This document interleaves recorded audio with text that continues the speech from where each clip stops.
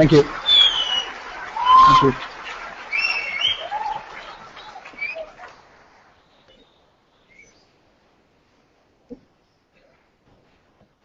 Chancellor Dr. Birla, Vice Chancellor Professor Jain, Director Professor Raman, Board of Directors, faculty, parents, students of the graduating class of 2013, ladies and gentlemen. Firstly, I'd like to thank Dr. Birla and Professor Jain for some very kind words.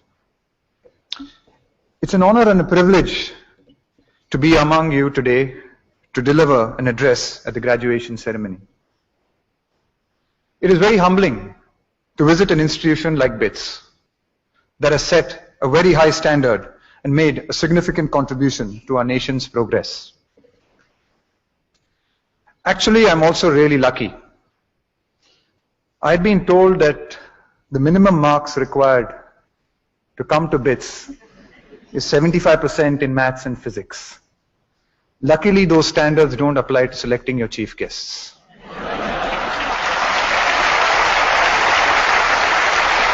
Because if you had seen my 10th standard physics and maths marks, I wouldn't have been allowed close to your gates. The year and a half since my retirement has been a wonderful period of introspection, an opportunity to reflect on my career. Looking back, I'm certain that cricket has made me a better, more well-rounded person.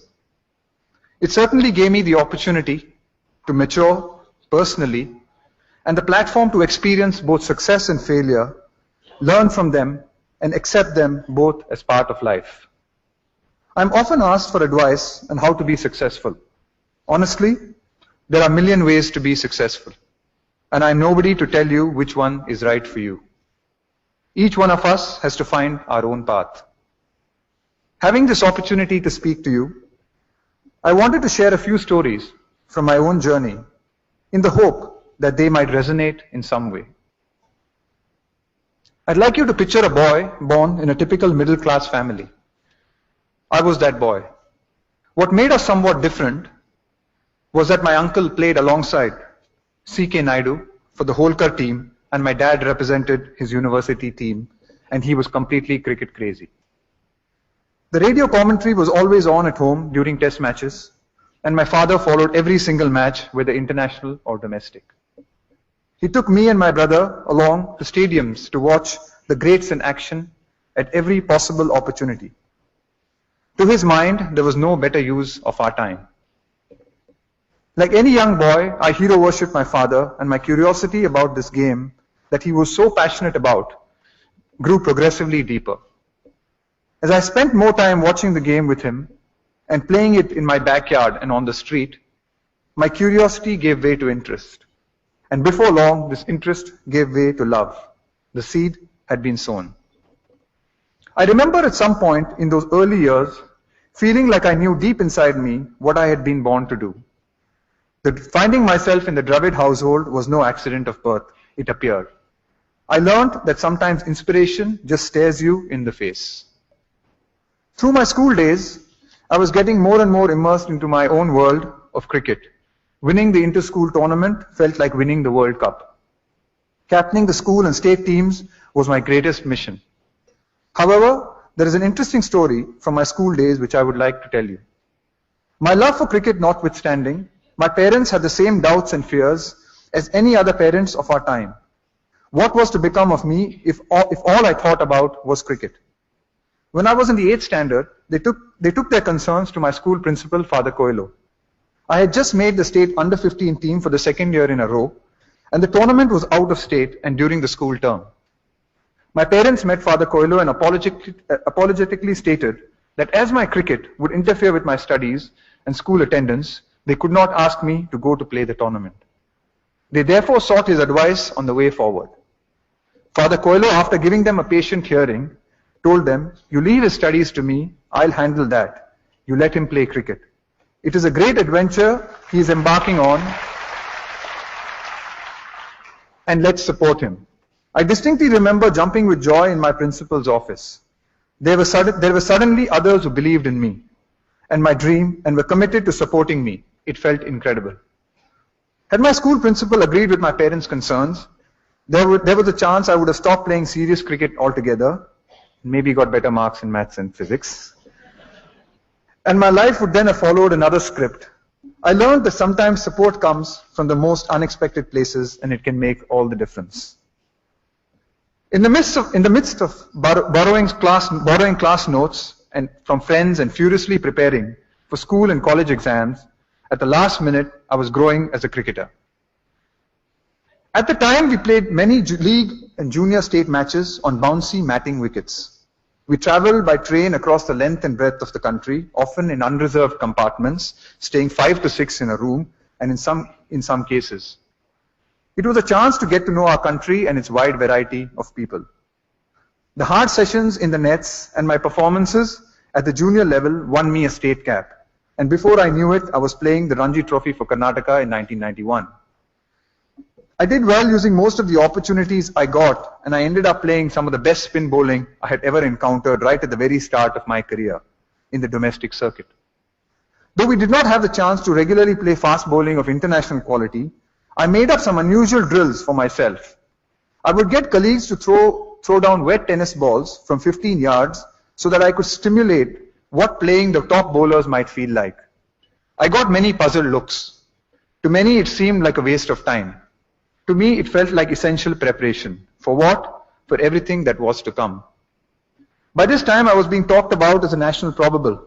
I even captained the Indian under-19 team. Question I got wherever I went was, when are you going to play for the country?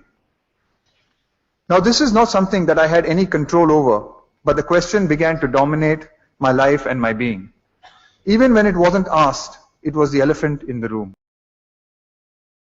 I remember putting a sticker on my kinetic Honda which read, "God's delays are not God's denials." As you can see, playing domestic cricket makes you spiritual as well.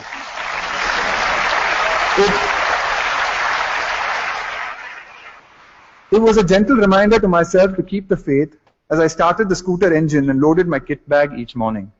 Looking back now, I do not think I would have been prepared for the success I ultimately had at the international level had I not gone through the finishing school that domestic cricket provided. Spin or fast bowling, easy or difficult batting conditions, I was well prepared for anything. The opportunity I had to play experienced spinners in the Ranji Trophy helped me play Vaughan and Muralitharan with confidence. Those wet tennis ball drills suddenly didn't seem all that silly when I had to play the likes of McGrath, Akram and Donald on tough pitches. When I am requested to speak to youngsters, I like talking about this phase of my life and liken it to the fascinating plant, the Chinese bamboo. You can take a Chinese bamboo seed and plant it in the ground, water and nurture the seed for an entire year, and not even see a single sprout. In fact, you will not see a sprout for 5 years. But suddenly, finally, a tiny shoot will spring from the ground. And over the next 6 weeks, the plant can grow as tall as 90 feet. It can grow as fast as 39 inches every 24 hours. You can literally watch the plant grow. What was the plant doing during these 5 years, seemingly dormant period? It was growing its roots. For 5 full years, it was preparing itself for rapid, massive growth. Without this root structure, the plant simply could not support itself for its future growth. Some would say the plant grew 90 feet in 6 weeks. I would say it grew 90 feet in 5 years and 6 weeks. This period tested my faith and willingness to believe in my own talent at the beginning of my journey. Overall, I had an extremely gratifying career and many highs and a number of disappointments as well. After our tour of Australia last year, it became very clear to me that the time had come for me to move on and make way for the next generation of talented young batsmen to begin their journeys, just as I had done 16 years before. It just felt right, and I was happy to call time on my career with my family, colleagues and friends around me. I was touched with the affection I received upon my retirement. I had no regrets, no unfulfilled professional goals, and nothing left to prove to myself. I had climbed my mountain, the one I had originally set out to climb as a little boy. At the start of my journey, I had been inspired by my father's passion, which I made my own. As I began climbing the mountain I had set my eyes on, I received lots of support along the way from my school principal and numerous others. Tangible success might not have come to me immediately, but my early experiences helped me build a solid platform that would equip me and empower me in the future. As I sat alone, dealing with my successes and failure, I got to understand myself better. The climb became everything to me, and I immersed myself in it. As I got closer to the top of my mountain, I managed to remain focused and keep my eyes on the destination. And when I finally got there, I just thoroughly enjoyed being where I stood at the moment in time. A sense of peace and clarity enveloped me. It was then that I realized that you don't have to be number one in the world, you just have to be number one to yourself.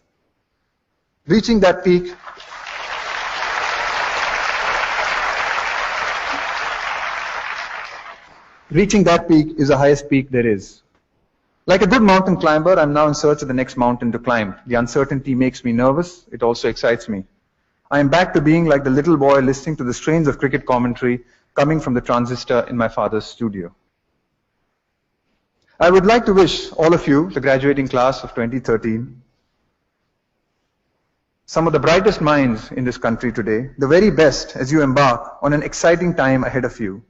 And may you find the mountain that's right for you. Give and receive support along the way. Be patient and persevere through the inevitable ups and downs that you will face. And importantly, learn to enjoy the journey that you are about to embark on. All the very best, and thank you for having me.